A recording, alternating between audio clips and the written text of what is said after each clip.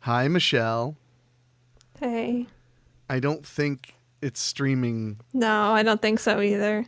It's also failing. Oh, nope. It just succeeded at connecting to Twitch. It still says Hooray. sending data for my Yep. Facebook. Yep. It says sending data. Maybe we have to like reconnect it or something. I don't know. I don't get it. Yeah. But yeah, it still says so. I guess I'll just do it the old-fashioned way. I hope that things look better for you on your end than they do for me on my end. You're like really heavily pixelated in large pixels. We look normal on the Facebook thing because you got to remember that we're both not seeing what's actually being broadcast. Yeah. So Yeah. yeah, but you just had to comment on it, didn't you? It's just they're so big. Well, I mean, I don't usually brag about things like that, but you know. So hopefully people are able to join us on Facebook. I shared the filmmaker live thing, Mm-hmm.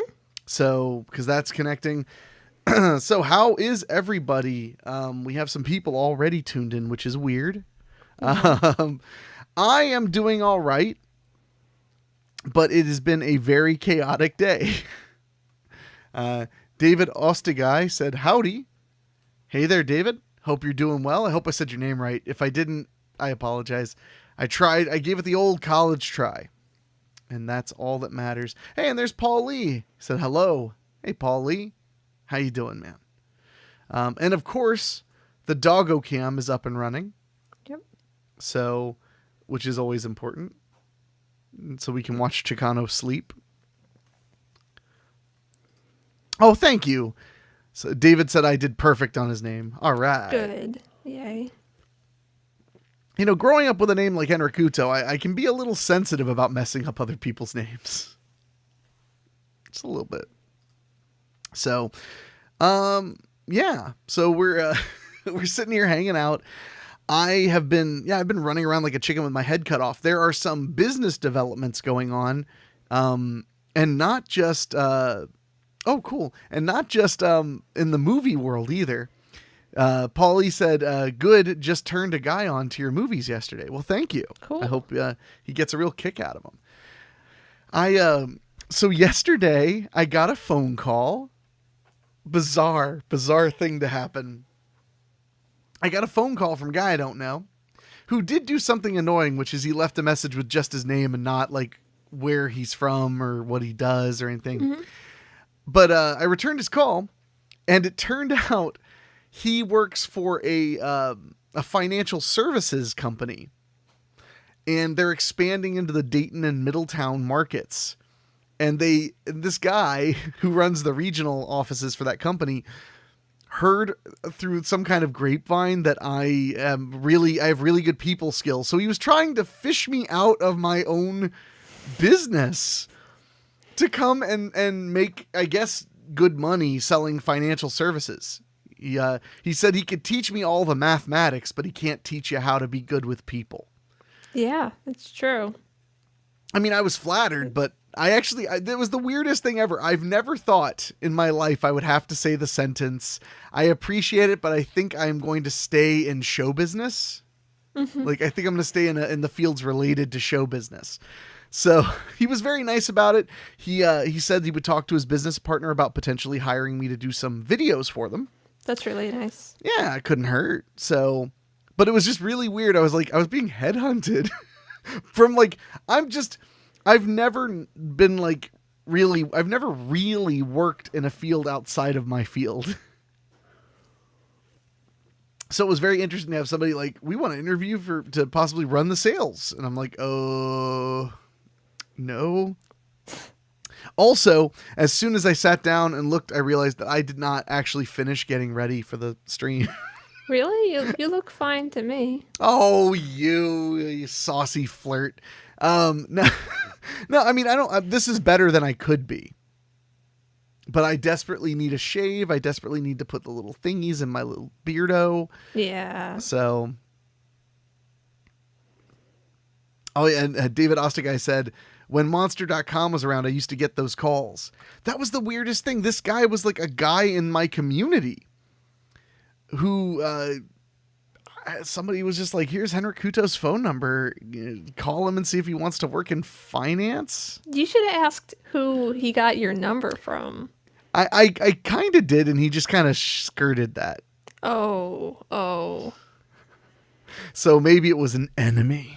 That gave them. Somebody's trying to get you out of show. Yeah, business. they're like, we don't need this guy messing up the business of show. Yeah, we need him out of exactly. here. Hey, it's Alan Holloway. How are you doing, Mr. Henrik Kuto? You going to be at Horror Hound this month? I will not be at Horror Hound this month. Unfortunately, it just didn't work out with my schedule. I enjoy doing conventions, but they are relatively high, financially risky. So I had to pick and choose. And generally, when it comes to conventions and when I have to choose, I choose Cinema Wasteland first, and then Horror Hound is a close second. Cinema Wasteland is the first weekend in April. So it's really close, yeah. Yeah, so I'll be at Cinema Wasteland in Cleveland, but unfortunately not at Horror Hound this time around. But you never know what the future holds. Zip Hansel, hola everyone. Hola, ¿cómo estás? ¿De dónde es biblioteca? Oh dear, David's asking the hard-hitting questions. When may we see new Popcorn Fodder episodes? So, David, I'll happily answer that for you. I don't wholly know. So, I will tell you, Popcorn Fodder is an interesting topic because that first season we did was completely fueled by... Sorry, I'm just laughing at this. That show was completely fueled by passion and my mother buying the couch for the set because I didn't have any money for a couch for the set. So my mother was like, well, what couch are you looking at? And I was like, I showed her the picture of that awesome red couch that's on the set. It's one of those couches, you know, it isn't a very comfortable couch, but it looks really cool. Yeah. But that's perfect when you're only going to sit on it while you do the podcast, the show, and then you're done. You know, you don't have to, I never sat on it for more than an hour at a time. So the couch is fine. But literally my mom was like, that couch is only like $145. I'm getting it for you as a gift to the show. And then I was like, oh, well then I guess we have a couch. Because literally we were waiting to film because I was trying to find couches on the side of the road that look good enough for the set. and you know, and also didn't appear to clearly be made mostly of bed bugs. It's hard to tell. So as far as Popcorn Fodder, that first season, yeah, it was all spit and shoe polish. It was all done with passion. And unfortunately, when you have a passion program, it's not that we're not going to do another season because we love doing it. But it doesn't happen in a timely manner when you're just kind of popping it out in between projects and things like that. Now, Popcorn Fodder has only been on Tubi, which is the biggest thing that's ever happened to the show, is the show being on Tubi. It's only been on Tubi for a little over a month. So, or maybe 2 months. So if Tubi starts showing us some really good earnings, because Tubi pays very fairly, that would expedite Popcorn Fodder getting made. The other thing that expedites Popcorn Fodder getting made is Patreon membership, because the first season was pretty much paid for by Patreon. So if you really love Popcorn Fodder and you really want to get involved in seeing it come through, watch it on Tubi as many times as you can stand. We get like 3 cents every time you watch it. I know that doesn't sound like much, but that's really pretty fair if you think about it. I mean, the audience is paying nothing. Yeah, that's true. So, yeah. But watch it on Tubi. But if you really want to have a direct impact, then help us bump up our Patreon numbers, because the higher the Patreon numbers go, the more podcasts and the more Popcorn Fodders and things like that are going to be created. So, and if you're interested in that, you can go to patreon.com/incredibly handsome. And that's my Patreon. And if you back it for any amount of money, it's a huge help. And when we do begin the second season of Popcorn Fodder, the episodes will be releasing every other week on Patreon long before they end up on any kind of streaming service. So that's worth mentioning as well. So that's the place to be if you want to be involved in Popcorn Fodder and you want to see new seasons sooner than ever. But that being said, myself and our producer Dan Wilder did sit down last weekend and we started picking the movies. So we are in the process. So it's going to happen. Oh, yeah. First up, you pick the movies, then you write the episodes, then you shoot it, and then you edit it, and then it's done. So we're really like working on it. And there's this tricky thing where our studio is not very well climate controlled. So right now it's a little too cold. But soon it'll be way too hot. Yeah. But we shot the first season with it way too hot. What we would do, no joke, what we would do is we'd open all the doors that led into the house, and we would put box fans in the doors like 2 hours before we started and just try to get the air conditioning to fill the studio space as well. Yeah. And that worked okay. I was trying to figure out like something that you could do, but none of them work. So. Oh, you mean like all those little coolers? What? Oh, no, it doesn't work. Well, thanks, Michelle. Jeez. What if you just took ice and just put it all over the floor? I think that would just create an incredible slipping hazard. Yeah. That's the other problem with filming Popcorn Fodder is the studio is very small. Sometimes the dogs will jump off the couch and decide to just go wander, and everyone's like, because we're waiting to make sure the dogs don't knock any cameras over. Yeah. Because as much as I said it's a passion project, it is filmed professionally. We have 3 4K cameras running and a teleprompter system, and it is a lot of fun. So I intend for it to return soon. The first episode of season 2 is actually already completed. That's the Christmas special where I hosted Silent Night, Bloody Night. And that's a good one. So that's the beginning of season 2. So we have 7 more to do, and that's what's up.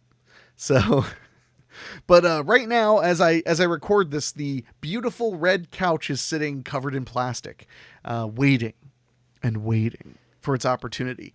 I also want to mention, in case David hadn't heard this story, the other reason that Popcorn Fodder season 2 has been so held up is we had a streaming service, a upstart streaming service, so not one you've heard of, come to us and ask us to produce more episodes exclusively for their streaming platform. Yeah. We negotiated, we made a deal. It was a deal I was pretty happy with. It wasn't like crazy money, but it was like, if we did the show efficiently, it was like the pay of a part-time job, like a little bit of money in my pocket. And then they ghosted us. Like twice, right? Yeah, that's why. Well, the funny thing is, so the first time they ghosted us, when they came back to me and said, we really want to do it, I literally just asked for twice as much money as the original agreement. And they were like, I feel like, wasn't our original agreement this much? And I was like, don't know, but the current agreement is this much. As I always like to say, it doubled for being an asshole. That's I've done that in business every now and then. I'll double it for being an asshole. So, but yeah, so that actually kind of hurt my kind of mentality about doing season 2, because for a while it felt amazing. Oh my God, we got like picked up by somewhere and we're going to get to do this. And then it just got dashed. So when we do the new season, it'll be independent, just like the first one. We'll have a lot of fun. We'll get to choose the movies we host. And I'm really thankful. I will say, I'm really thankful that Tubi decided to take Popcorn Fodder, because I'm getting so many more emails and messages and stuff from people. And Instagram has been a big place where people find me to tell me how much they like the show. I'm so glad it's finding a second life. And I hope that turns into us doing a second season, which will inevitably be picked up by Tubi. But yeah, so anyway, long story short, soon. Enjoy watching it on Tubi, and if you can, please join the Patreon. As little as $1 a month will make a difference in the content I produce. So anyway, that was a long explanation because it needed to be. Alan Holloway said, totally understand about the convention thing. Paul Lee said, I still get job offers to do what I currently do, run a shop, but for someone else. No, that's how I feel. I did way back when get like, not a job offer, but I got like a company fishing about if I would come and work there, and they were a video distributor. But I'm not feeling it on the have a boss thing. Not Yeah, feeling it's it. not really worth it. I mean, it's almost been in June. It'll be 8 years since I've had a boss. So, Wow. and Zip Hansel said I've been watching on Tubi. I appreciate it. Oh yeah, and Zip was saying I'm right down the road from you. If you need props, let me know. I have an industrial popcorn maker. I might let you know. I wanted a popcorn maker to be a part of the set, but again, the set is very small. You could just put it on the couch next to Right you, next to me, though. but that's where the Yeah. dogs sleep. No, no. No. Now it's the popcorn maker. And Paulie said, I got lucky. My studio is studio, lair, and slash man cave. Fair. I mean, I live on my own, though. So my living room is my theater slash where I smoke cigars because I'm a stud and I do what I want. So anyway, feel free, guys, to ask any questions you have. I loved being able to answer your popcorn fodder episode question like right there to you. But that all being said, I wanted to talk about. I had a subject in mind this week because I actually did like a vague amount of prep. Oh. And I know you must be very startled. Yeah. I wanted to talk to you, Michelle, about. So I'm right now finishing a long-term project, and I'm about to start finishing another long-term project. Mm-hmm. And sometimes finishing is really difficult. For lots of reasons. Sometimes it's technical, sometimes it's artistic, sometimes it's emotional. There are all kinds of reasons why it can be difficult to finish something. Mm-hmm. And thanks to the pandemic, thanks to when I had COVID-19, I ended up with a lot more emotional battles than I would care to admit when it comes to getting things done. Yeah. Because before the pandemic and everything, that was kind of my calling card. My calling card was getting things done. I was known as the guy who would like finish movies. That was the big thing. Finish movie, finish movie, finish movie. Yeah. You okay? You look concerned. No, I'm good. Okay. Paulie said, I have a full finished basement, but do share the rest of the house with family. My lair I share with the pets. Aw, that sounds nice. That sounds cool. So Michelle. No, so I'm finishing right now as a movie, and the people on Patreon have been able to see it in advance, by the way. That's another great reason to join the Patreon, is you can watch a brand new movie I directed right now before anybody else. But it was really challenging, and I'm still in the process of finishing. Even though it's technically finished, I have to do some output work on it, and it's not really done yet, you know? Yeah. It's close, though. It's very, very close. And all the hard stuff is done. So what I want to ask you, Michelle, is like, what was the hardest thing you've ever had to finish? I mean, since I saw you put that up there, I've been trying to think about it. I don't know that I've ever finished anything. You know, like, what have I ever finished? Your music albums? That wasn't that hard, though. Like, that's not... Oh, humble brag Michelle is back, no, like... ladies and gentlemen. Telling you it's easy to make an album. Fine. It wasn't like your first... Okay, let's talk about your first album. Well, my first album was actually like recorded by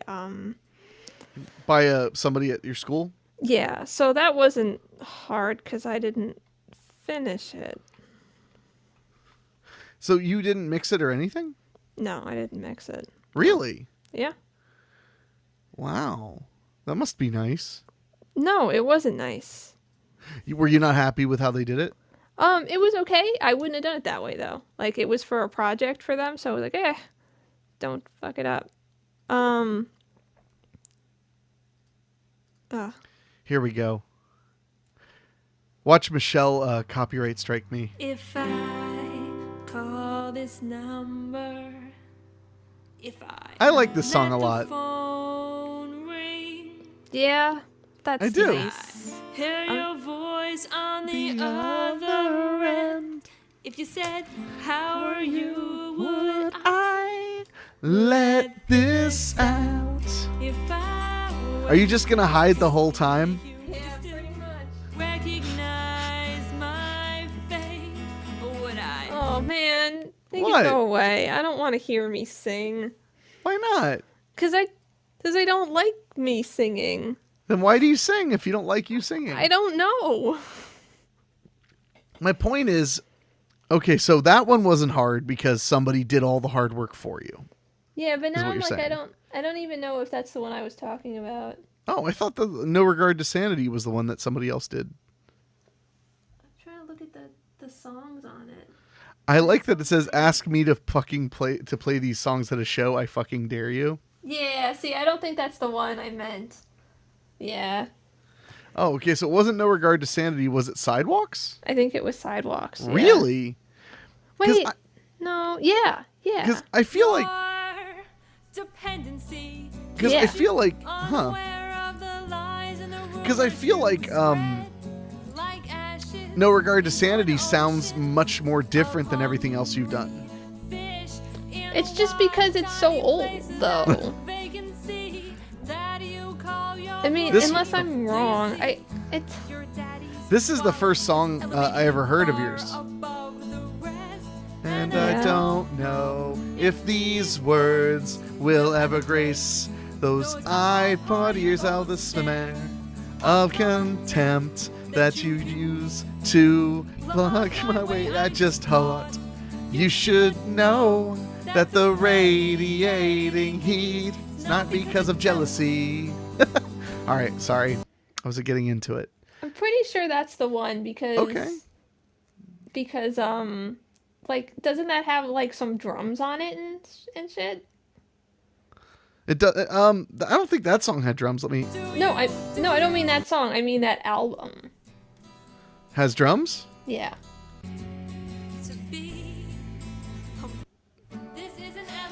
I don't think so, dude. What the fuck am I thinking about then? There's drums on the other album. Yeah. I guess maybe I'm just wrong. Oh, there's drums on this, on Cigarettes and Concrete. Yeah. And Don't Feed the Hobos doesn't have drums, I'm pretty sure. So, I don't know. Anyway. I don't know. I just like with just now. I'm not prepared. I don't know now.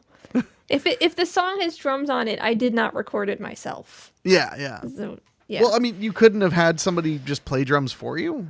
I could have, but I didn't want to. It was not my idea. So you're an anti-drum person, huh? I'm yeah. I mean, I'm anti-drums for myself, not for anybody else. I like drums. Okay. You're like, some of my best friends are drums. Yeah. How could I be anti-drum? Sorry. Well, Paulie commented and said, my hardest thing for me to finish as my first movie was planning to shoot summer 2020. I think that became another reason to put it off. Yeah. 2020, that was a son of a bitch. Made it very easy to justify putting things on the back burner. So I get that. But now, my friend, the weather's warming up. It's time. Make your movie. You got to do it, man. You got to do it. Because even if it doesn't turn out the way you want, even if you're not happy with it, at least you did it. So people like me, people like me who've made a bunch of movies and done a bunch of the blah, blah, blah and the blah, blah, blah with the blah, blah, blah. We respect that people make movies at all, even if we don't like them. Because we know what a pain in the neck it is to do them. Yeah. How much work it takes, how much blood, sweat, and tears it has involved. So I say, be audacious. Do whatever you want and screw the disbelievers. Yeah. Yeah. What are you doing? Oh, I'm looking to figure out which album is what. I believe, yeah, because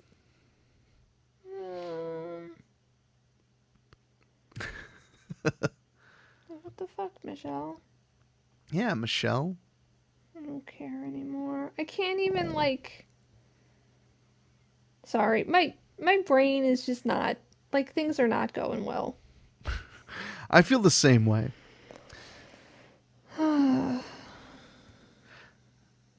Yeah.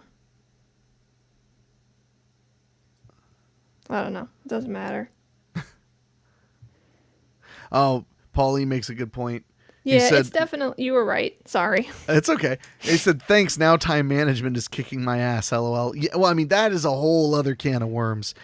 Everybody pretty much struggles with time management to some extent or another. It's funny because, I don't have a day job. I don't have a family. I'm an orphan. And, no, but I don't have I'm not married. I don't have children.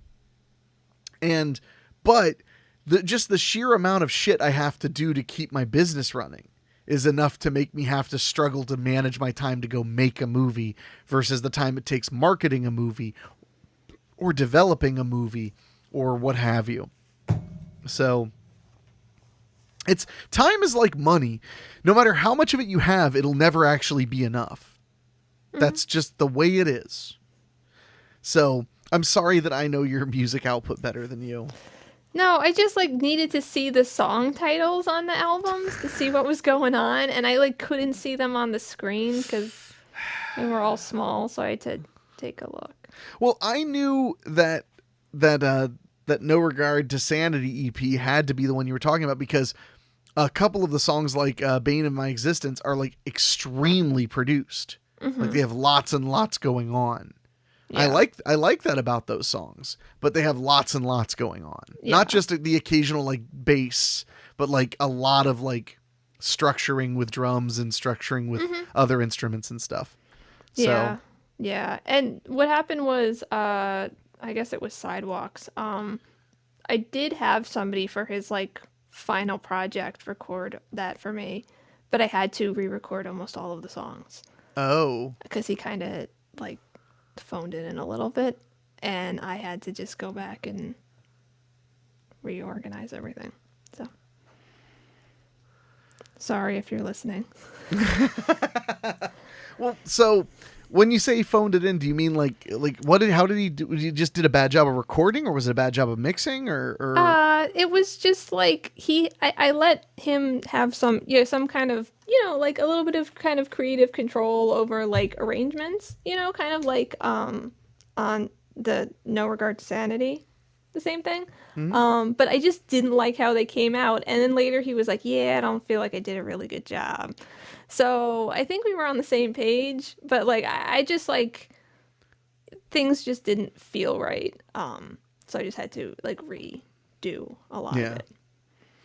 Do you want to name their names so everyone can shame them? No. Dox them? No, I like him a lot. He's a good kid who's proud, who I know exists still and could watch this, but probably is not. So fair enough. Paulie said, my own business, family, gym. I put together 3 shows for YouTube, sleep 6 hours a night. Oh, look at him. I go to the gym. Must be nice. You know what the independent filmmaking did to me? It made me chubbier. So, but it was weird when I was like, wait, I'm fat because movies? I can afford money. I can afford food because movies? That's weird. James Budd commented and said a relationship. Finishing a relationship, I could see that being difficult. Although I've never thought about putting it as finishing. I always think of it as ending as opposed to finishing. But I guess you could finish a relationship. That sounds epic. You hit the line. It's we're not together anymore, and then somebody dumps cold water on your head. You're like, yeah. That's what it feels like when I ended relationships. So I don't know. Well, that's good. I'm glad that you got some joy out of the destruction of others' feelings. More joy out of their feelings being destroyed. It's important. It's very important. Yeah. Let's get Doggo Cam up and see. Yep, he's sleeping peacefully. Aww. I know. Why is he so cute? Henwolf's refusing to sleep out there. She only sleeps by my door. It would be so cute if they were both on the couch. Yeah, she can't.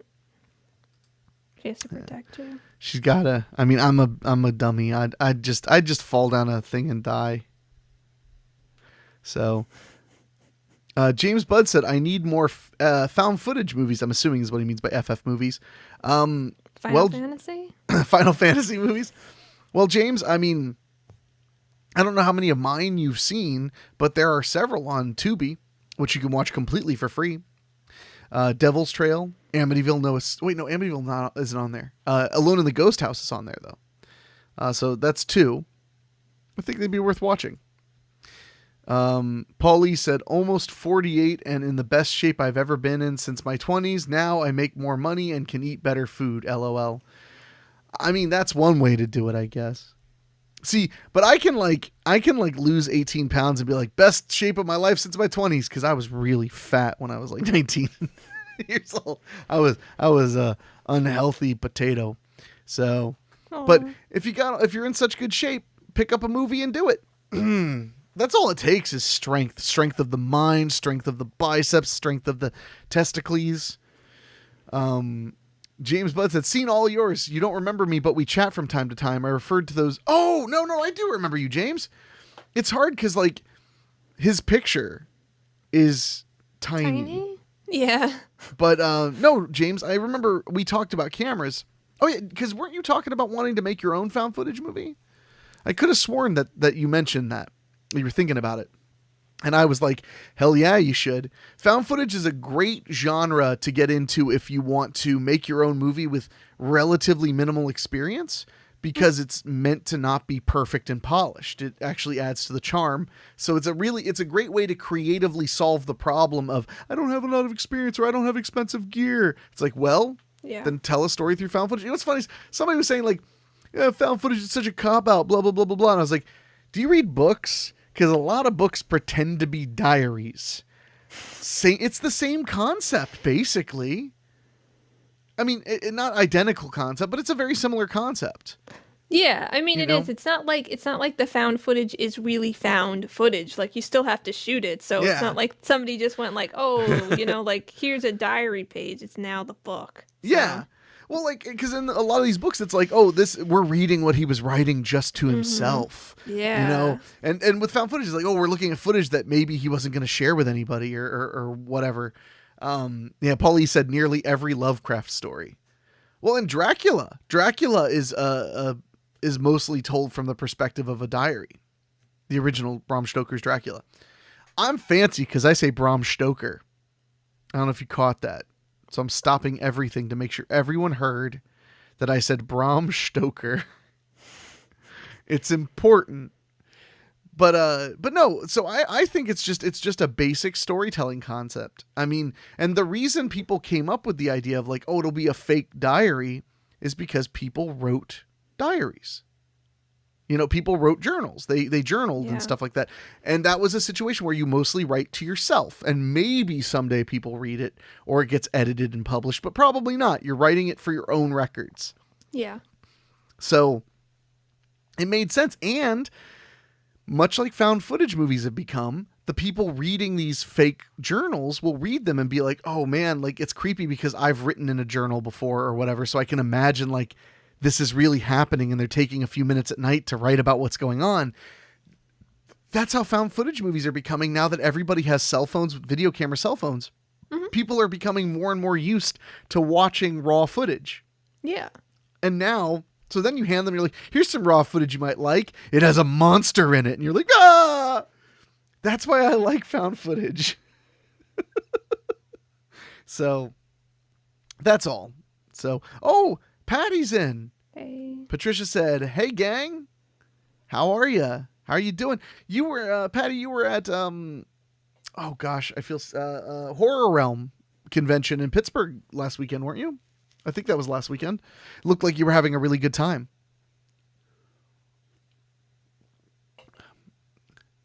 Hey, Rob Fields. He said, yay, found footage. I don't know if that was a legitimate yay or just a yay, found footage.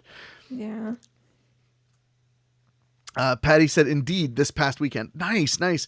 Who'd you meet? Did you meet anybody really cool that you want to tell us about so that then I can comment on it and create content from it?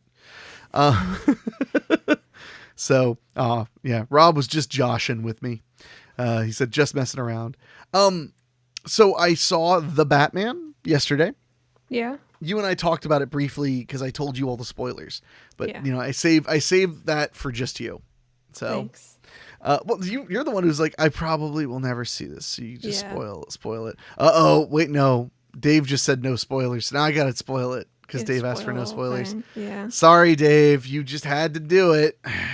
No, I liked it. It didn't blow my mind, but it was good. I think I'm a little burnout on superhero movies. I'm a little burnout on, like, crime fighters doing this and this. I definitely appreciated that in Batman. It wasn't, Marvel started to burn me out on the idea that, like, the world is at stake again and again and again and again. They're always saving the world. And, yeah. Sorry. No, what were you gonna say? I was just gonna say, maybe the world wants to end. Maybe if it's almost ending like every week, maybe it's just supposed to, and they should stop. You heard Michelle here. She says, "Die, everyone, die." No, I mean, that's a fair point. I just get tired of the stake. When the stakes are that high all the time, it just kind of becomes noise. It just becomes noise. It's like, oh, the world's at stake, and you're like, okay, again, everyone in the world's gonna die if this doesn't happen. That's why I liked when Spider-Man started up again. Mm-hmm. And the first Spider-Man movie, Homecoming, the big point of that is he had to save New York City from a bad guy who wanted to mess up New York City. I liked that. Like, that made me happy because I felt like I could care about that and I could identify with it being a smaller space being threatened. But when it's constantly the destruction of the Earth or the galaxy or the universe, it just gets played out after a little while. You need a little break. The problem, of course, is that once you raise the stakes that high, like, how do you dial it back? Oh, I saved the universe. Now I just have to save this town. Like, who the fuck cares, dude? Oh, so what you're saying is, like, let the little towns die.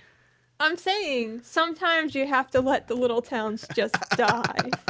Got it. Thank you, Michelle. I mean, I'm saying that, like, you saved the universe, so you're telling me it's going to be hard for you to save, like, a town? Like, no, it's not. It's not. It's not going to be hard, especially, I don't know. Well, Spider-Man didn't save the world by himself. He had the Avengers helping him. He saved New York by himself. Well, with some, like, little help from friends. He's not strong enough to, like, save a whole world by himself. That's the whole point. Yeah, I just meant in general. I didn't mean Spider-Man, Okay, fine. Rob Fields just said, maybe a weekly spooky idea. Thanks, Michelle.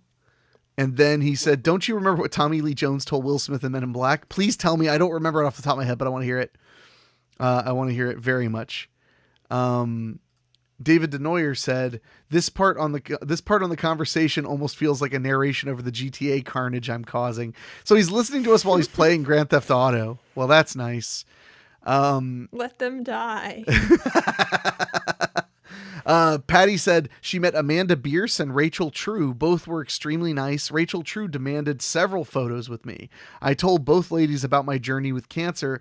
Both were very understanding and sweet. Amanda told me that Christina Applegate tackled breast cancer. Hold on, I got to read the rest off the screen. Tackled breast cancer and was recently diagnosed with MS. Rachel True gave me her blessings. Those are both awesome. Amanda Bierce played the Marcy, the neighbor in Married with Children. Okay. And I've met Amanda Bierce. She's super duper nice. So I am not surprised at all how kind she was to you, Patty. And I haven't met Rachel True, but she seems pretty awesome too. I believe Rachel True's from The Craft, the movie The Craft. I think that's who I'm thinking of. Oh yeah. I'm thinking of Rachel True from The Craft. So that is awesome, Patty. That is really, really awesome. And Rob Fields said about how Tommy Lee Jones said about how there's always something big going on, but the only way people get on with their happy lives is if they don't know about it.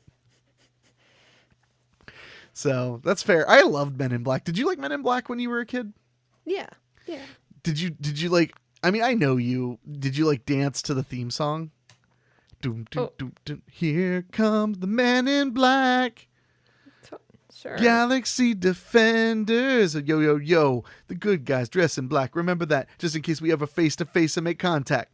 It's me, the MIB. Something, something, something you will never see. Remember? I do remember. I Okay, didn't good. remember all those lyrics. So. I didn't remember most of those lyrics either. Yeah. Oh, hey, Mad Metal Man is back. He said, "Greetings, fine people. Happy you could catch us, homie." Rob Field said, Men in Black was definitely one of my faves back in the day. I liked Men in Black a lot. I think Will Smith and Tommy Lee Jones were a phenomenal pairing. Like way beyond, a studio meddling. They just really, oh dear God, they really did a great job. Sorry, David just sent like the most unforgivable thing ever. He said, "I did that rap for a talent show in 2nd grade." Aww. David, I think... You're so young. Oh no, David said, "Pretty sure that performance exists on VHS at my parents' house. If it does, it's like the Ring tape. And when you watch it, you die." Patty said, "Rachel had those metal photos and that's what I got signed." Nice. Oh, these metal photos. Nice. I like the thing they're doing where they're printing photos on steel now. I think it's really cool. So it's nice and long lasting. So David, what if I invite you into the stream via your phone? We can do this. I've tested it. And then you sing the Men in Black rap for us while you're sitting at home sick waiting to find out if you have COVID. Are you in, David, or are you a coward? It's okay. You I don't have want to rap. to know, David. You're not feeling well. Come on, David. We all want you to do it. Come on, David. Oh. Yeah. Well, then just fake it. Come on, Dave. Don't be afraid. Don't be a chicken shit. Come on.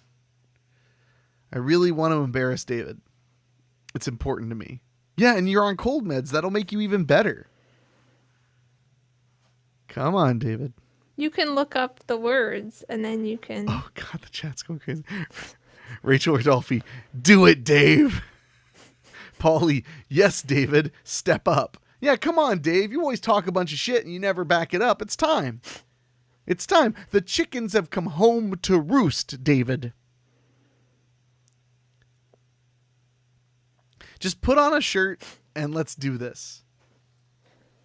It's okay if you want to leave and never come back. I would understand. I would love that.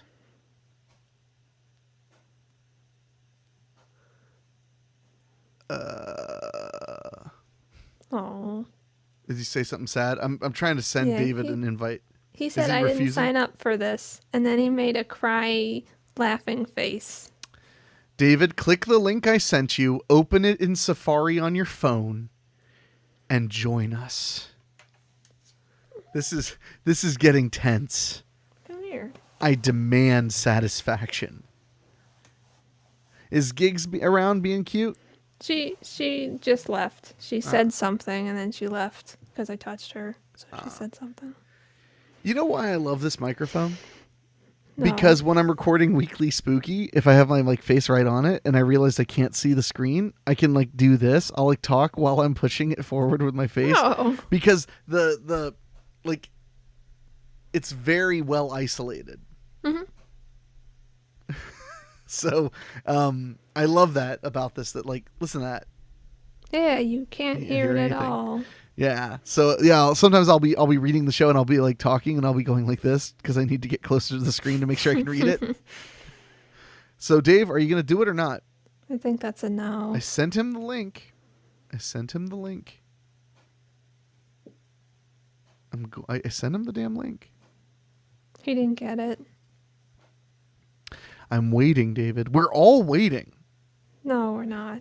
Everybody in the chat needs to start saying mean stuff to David, unless he does it. Darth Kuto is trying to turn Dave to the dark side of the Force. Come on, David. Let it in you. Oh, God, he's gonna. Oh, God. Why don't you... Oh, hold on. How long did you go to film school? Turn your phone the other way. You're so rude. Turn your phone. Oh. Hold up.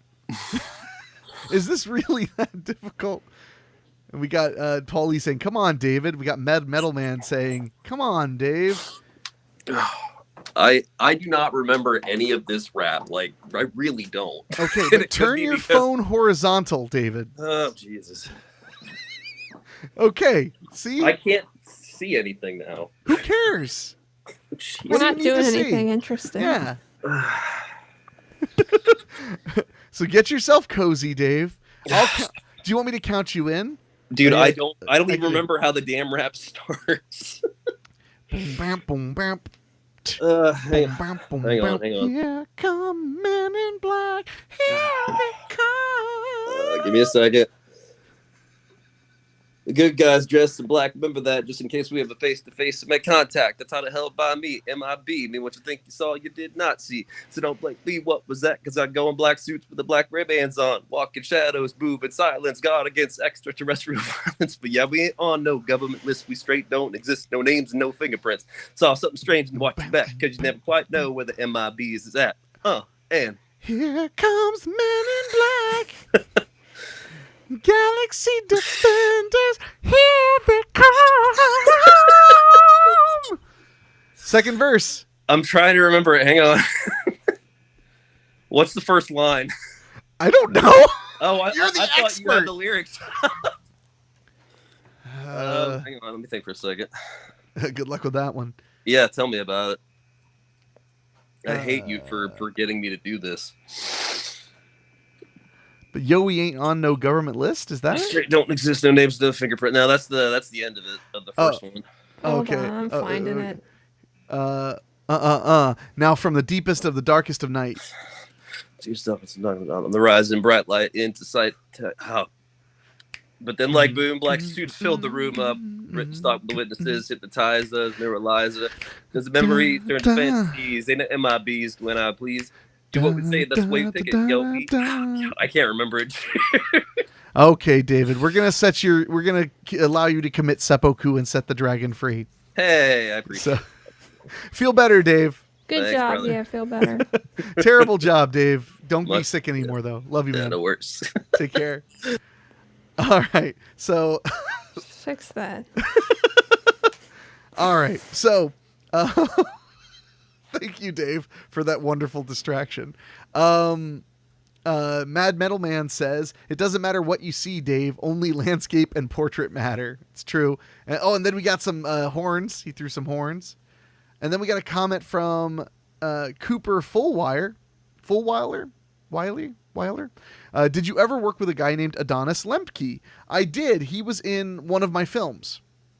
He was in a movie called Nothing Good Ever Happens. I met Adonis on...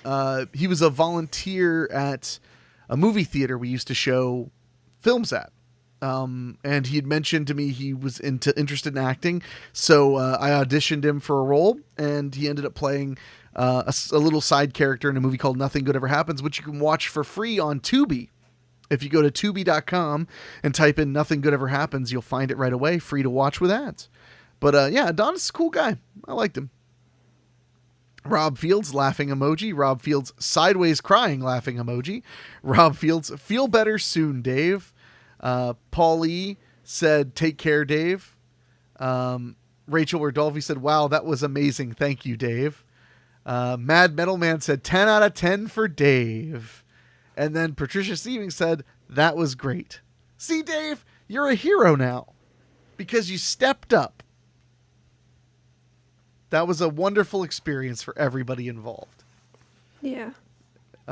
So, and now I have, wow, there are a lot of lyrics to the Men in Black rap. So I should ask them to do the ninja rap from Teenage Mutant Ninja Turtles 2 Secret of the Ooze. David said, thanks, everyone. And then Cooper said, sick, thanks. I will definitely watch Nothing Good Ever Happens. Thank you. Yep, just tubi.com. It's completely free. Just search Nothing Good Ever Happens and enjoy. And shoot me a comment on YouTube and let me know what you think of it.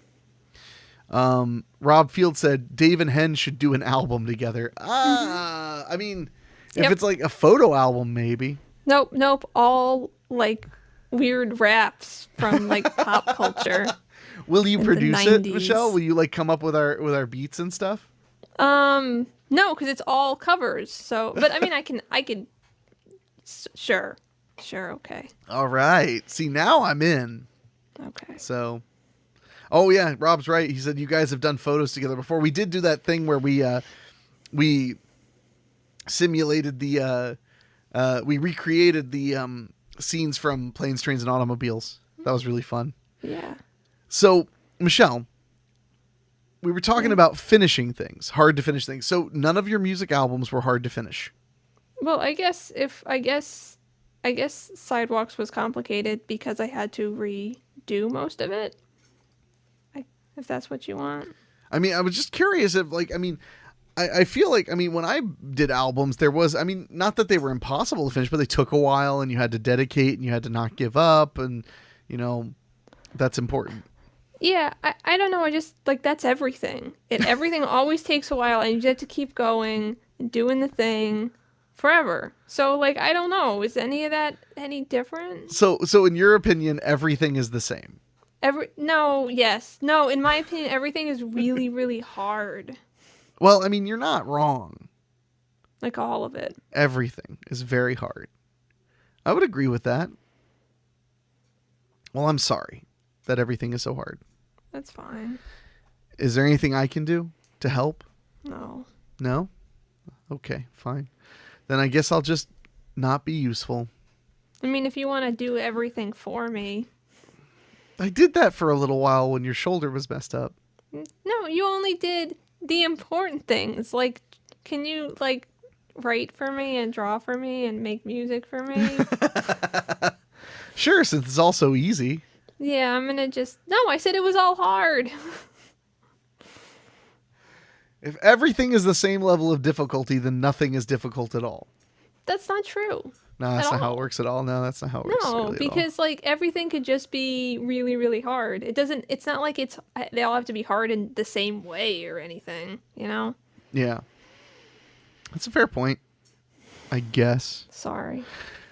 It's fine. I still like you. So, I'm sorry, Michelle. I'm sorry. Jeez. You got to understand, from my perspective in life, I forget that other people haven't had to go through the absolute hell of completing a professional feature film on a super low budget. I'm like, you know that moment when you're on like hour 155 and you just wish you were dead and then you're done until you realize that there was a mistake? I mean, I know that. Well, fine then. I mean, I don't know that for a feature film, but I've done stuff like that before. Like what? With music. Where it's like, okay. this is fine. And it's like, no. And then you give it to someone to listen to. And they're like, I really like it, but I don't like how your voice cracks over there. And you're like, cool. I don't know how to fix that. I'm going to die. I'm going to try to fix it just because I care about your opinion. But you can't really fix it. You can just kind of lower the waveform over there. Or record it again. And if you record it again, it's going to sound bad. So when do you say the album is done? Like, when do you know this is done now? When it's fine, you know, like when I don't hear any bad things anymore, like not when it's good, just when it's like not bad. Well, like what to be more specific, I mean, like, do you listen to it like all the way through start to finish, or like in the car? Do you listen to it all the way through on your headphone? Like, how do you, what is your process? Yeah, you do those things. Listen to it, listen to the songs, make sure the transitions are okay, listen to it somewhere else, like in a car. Make sure everything seems okay. And if everything doesn't seem bad, then you say, well, I'm never going to listen to it again anyway, and that's it. When I did my first album, Euchre Consequences, I had done what you, like, I had listened to it a lot, but I was on a tight deadline. So I was starting to like burn out and having trouble. So I get it done and I send it off to a duplicator to make 100 copies, and all of it's sent off. And then I get in my car to go to work and I put on the music on my iPod, the album, because I'm like still I'm kind of obsessed with listening to it and making sure it sounds okay. But now it's like, it's too late. It's been sent. It's done. Yeah. And all of a sudden I'm listening to it and it sounds awful. Like the bass is all wrong. The levels of the drums are wrong. They're like way louder than I thought they were. And I start having a panic attack while I'm driving to work. And I'm like, oh my God, I fucked up so bad. I need to call them and be like, stop whatever you're doing. And I started like literally panicking. And then I realized that the cord on the iPod had just come unplugged slightly. So I was only hearing one channel all fucked up. Okay, yeah. That's terrifying. Big exhale. All right. So that was my scary experience. Mad Metal Man just commented, I don't have the full experience, but editing editing film is a nightmare too. Pardon? I wonder what that was. He'll fill us in. They said the musician struggle is real. Yeah, I mean, for real.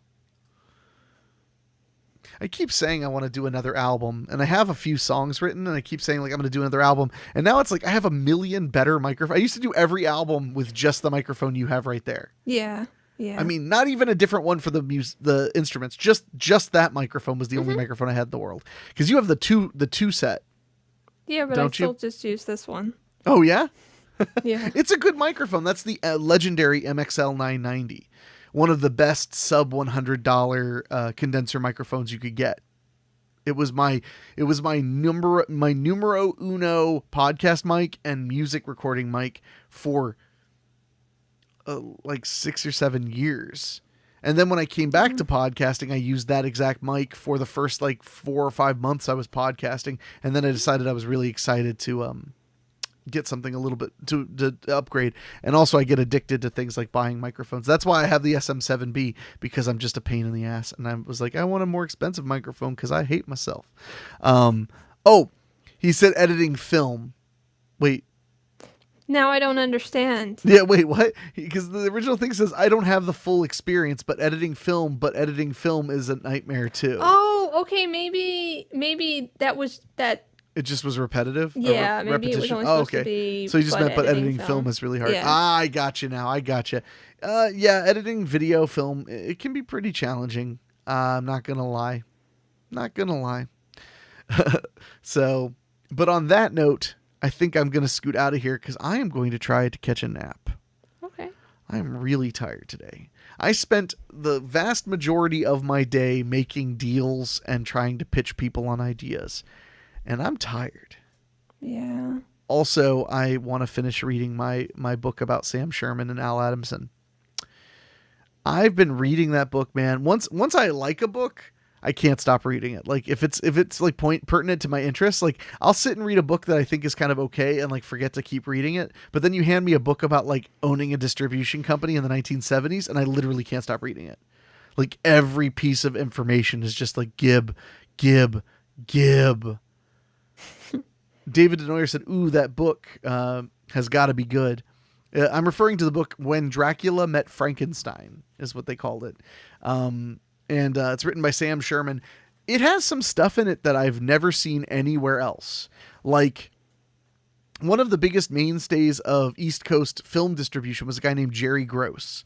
And he became most famous for running the Jerry Gross organization, which released tons of B movies. But he owned a company before that called Cinemation, which was a giant company. It was publicly traded. And I've literally never heard any stories about Jerry Gross other than like what he did with films, like what he did with them, how he distributed them. And Sam actually has a couple of chapters of him, like of stories of just like hanging out with him and getting to know him. Oh. And I'm like, that's really cool. Cause Jerry Gross was always very private. So there's no documentaries with him in it. And then he died in like 2007.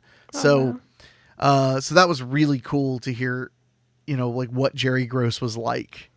So, in fact, that's one of my favorite stories in the book because Sam Sherman is at a party on a Friday night in New York City in the 1960s or late 60s or early 70s. I think it was the late 60s.